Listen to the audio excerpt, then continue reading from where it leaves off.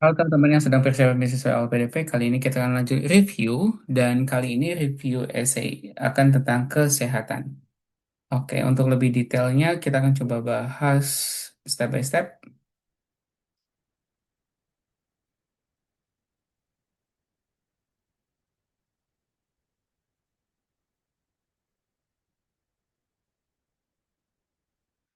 Oke,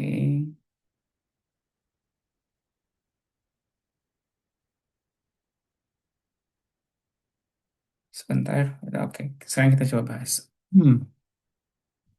Integrasi kearifan lokal dalam meningkatkan pencapaian ASI eksklusif menuju generasi emas 2045. Oke, di sini kita akan membahas tentang ASI eksklusif. Asia eksklusif menjadi salah satu indikator dalam peningkatan indeks pembangunan manusia menuju visi Indonesia Emas. Asia eksklusif merupakan pemberian ASI eh, merupakan pemberian ASI saja sebagai satu-satunya sumber nutrisi selama 6 bulan pertama tanpa tambahan minuman atau air lainnya kecuali obat vitamin sesuai dengan kebutuhan medis. ASI eksklusif meningkatkan kualitas anak kayak gitu. Oke, penelitian menunjukkan hasil eksklusif. Ini menjelaskan tentang pentingnya eksklusif di awal ya. Cuman di sini jika ini merupakan salah satu indeks pembangunan, itu mungkin ditambahin tentang peraturan ataupun permen apa yang menunjukkan ke sana ya. Karena kalau nggak ada apa namanya aturan ataupun policy resmi, ini akan sulit diklaim kayak gitu. Oke, untuk bagian awalnya seperti itu. Dan yang kedua di sini kan adalah salah satu peningkatan apa namanya indeks pembangunan. Mungkin di bagian ini lebih baik coba dibahas tentang kelebihan aksi eksklusif sama yang non aksi eksklusif ya. Mungkin pembanding dari aspek apakah eh, secara imun lebih tahan, secara kesehatan atau nutrisi lebih terjamin karena misalkan bisa menghindari stunting dan sebagainya. Itu sebagai salah satu contoh untuk nunjukin bahwa kelebihan aksi eksklusif. Di sini memang udah dijelasin tentang oh ya ya udah ya. Sorry lupa lupa. Ini udah bagus. Sip. Tinggal di bagian peraturannya aja ya untuk ditingkatkan dan oke. Namun saat ini pencapaian eksklusif masih jauh dari target yang diharapkan. Oke, menurut data bagus, capaian secara nasional hanya 66%. Eh, sehingga masih di bawah angka 50%. Sebentar. Capaian secara nasional 66%, Provinsi Aceh masih di bawah 50%. Oh gitu. Dan Kabupaten Aceh besar 43%, padahal target nasional ditetapkan itu 80%. Keterlambatan ini, keterlambatan ini dipicu oleh faktor seperti rendahnya literasi ibu, mitos budaya, akses layanan, sehingga menghambat pencapaian Sustainable Development Goals. Oke, penyebabnya udah dijelasin di sini ya. eh Perkenalkan saya, oke bagus. Saat ini berdomisili di Gampong, Lambakang, eh, Lamgapang, Kecamatan Kerong, Krueng, Bairo Jaya, Kabupaten Aceh Besar, Provinsi Aceh. Pendidikan sarjana, Provinsi Nurse. Saya di program studi ilmu keperawatan Fakultas.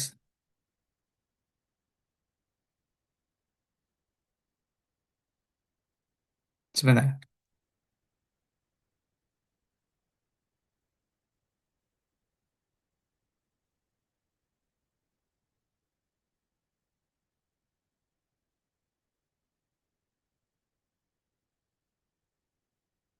Oke. Em,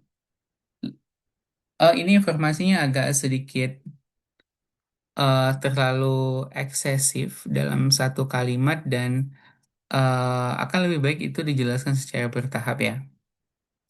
Dan akan lebih baik itu mulai dari pekerjaan aja. Saat ini saya bekerja sebagai dosen di Fakultas Keperawatan Universitas Sakwala di mana latar belakang pendidikan saya S1-nya apa, S2-nya apa, seperti itu.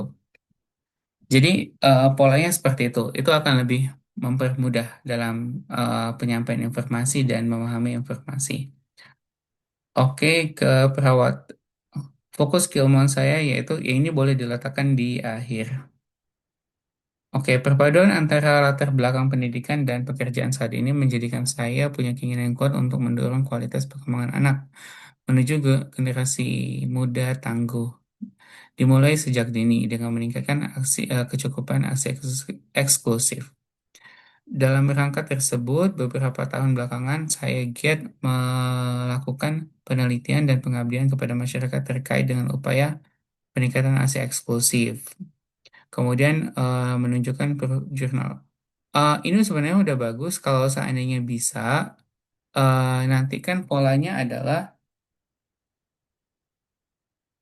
ya kayak gini aja nggak apa-apa sih. Soalnya nanti kan di copy paste ya, bukan di upload dokumennya. Kalau di upload dokumennya akan lebih baik pakai hyperlink. Cuman karena ini langsung di copy paste seperti ini aja itu udah lebih baik. Dan juga selain itu kegiatan pengabdian tentang oke, secara statik permasalahan menyusui di Kabupaten Aceh Besar masih menjadi hal yang perlu diperhatikan khusus peningkatan menunjukkan data tersebut oke, punya data dan kendalanya udah bagus.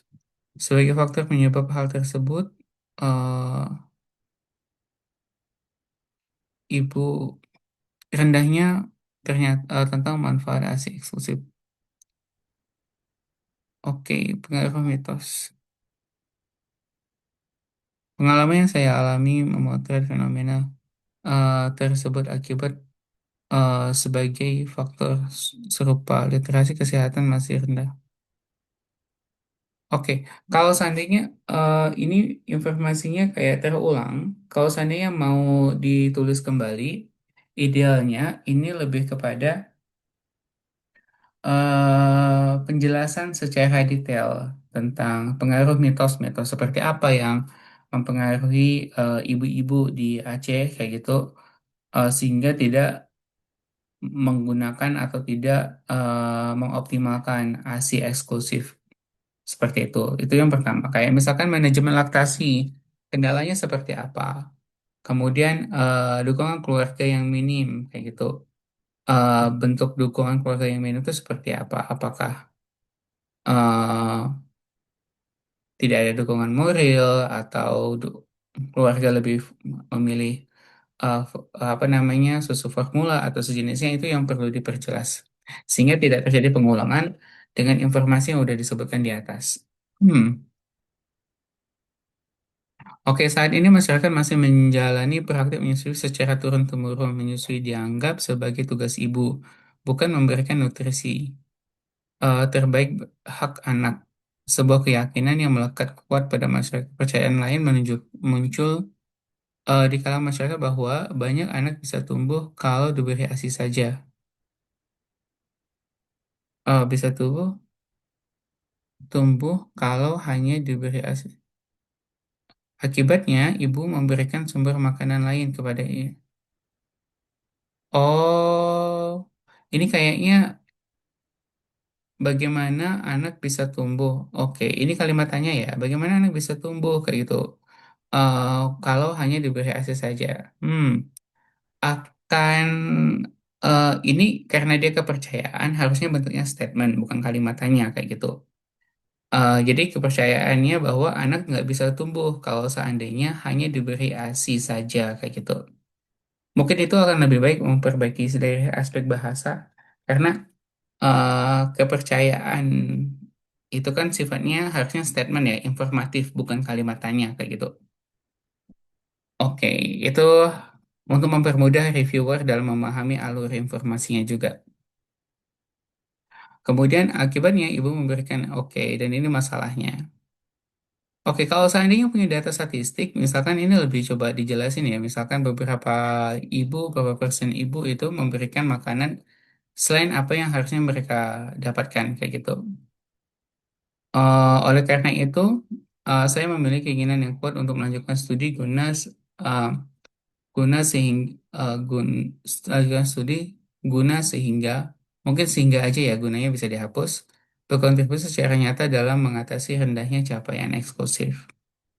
Melalui riset yang mendalam, saya berharap dapat menguji solusi inovatif berupa pengembangan model intervensi berbasis kearifan lokal Aceh.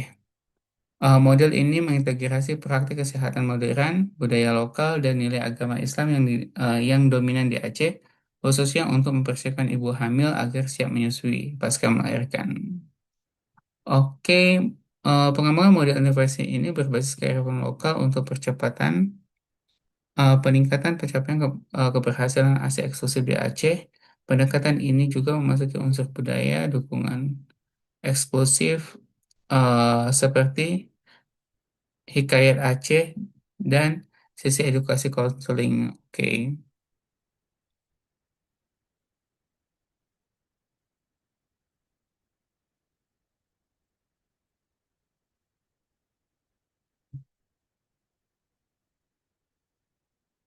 oke, baik. Secara ide, apa yang menjadi ide itu udah tepat. Cuman kalau karena ibu dosen dan udah S2, ini kan pasti S3 ya. eh ada beberapa aspek yang akan diuji.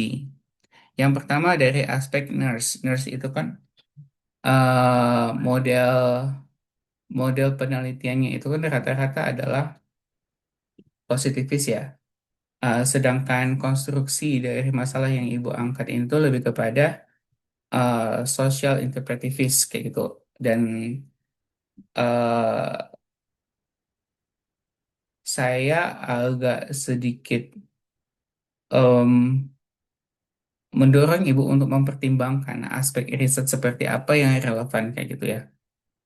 Kecuali kalau seandainya bentuk intervensinya itu tuh ibu bisa meyakinkan reviewer ataupun eh, apa eksaminernya nanti bahwa ini akan sesuai dengan jalurnya nurse kayak gitu pada umumnya atau kesehatan masyarakat pada umumnya kayak gitu sih. Secara apa namanya eh, research paradigm yang akan diangkat. Oke, kemudian untuk tujuan studi UI Fakultas Keperawatan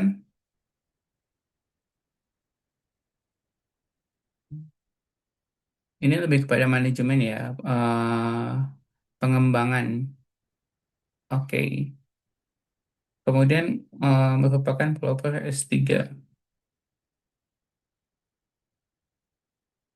Oke, pemilihan UI udah lengkap, alasannya juga udah kuat. Kemudian dari segi apa namanya latar belakang keilmuan, kemudian teaching staff atau dosen atau profesor kayak gitu yang mendorong hal tersebut.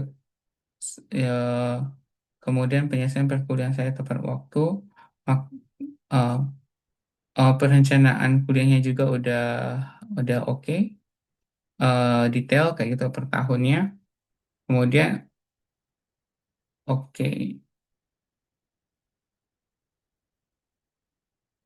tunggu.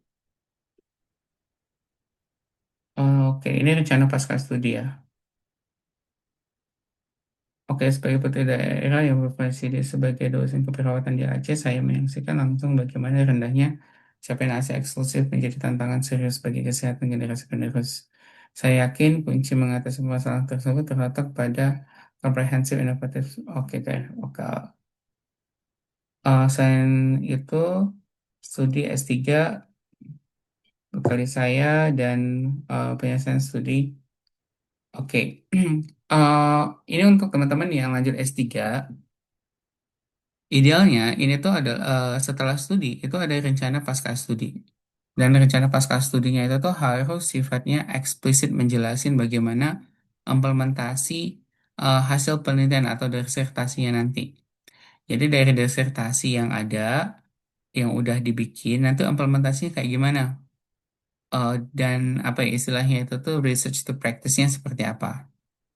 Apakah dibikin pilot project, apakah akan dibikin apa namanya akan didiseminasi, apakah coba dijadikan saran kayak gitu. untuk Pemda setempat misalkan ya. Jadi intinya adalah harus punya sebuah kerangka bagaimana itu bisa diimplementasikan. Dan ketika itu sudah diimplementasikan, tahapan berikutnya itu scaling up kayak itu.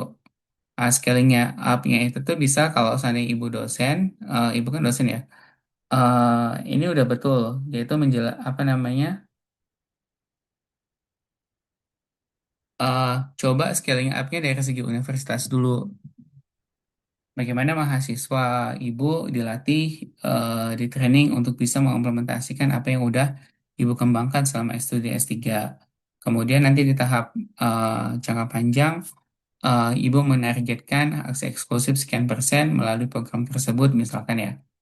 Jadi lebih detail kepada outcome-nya aja setelah pasca studi.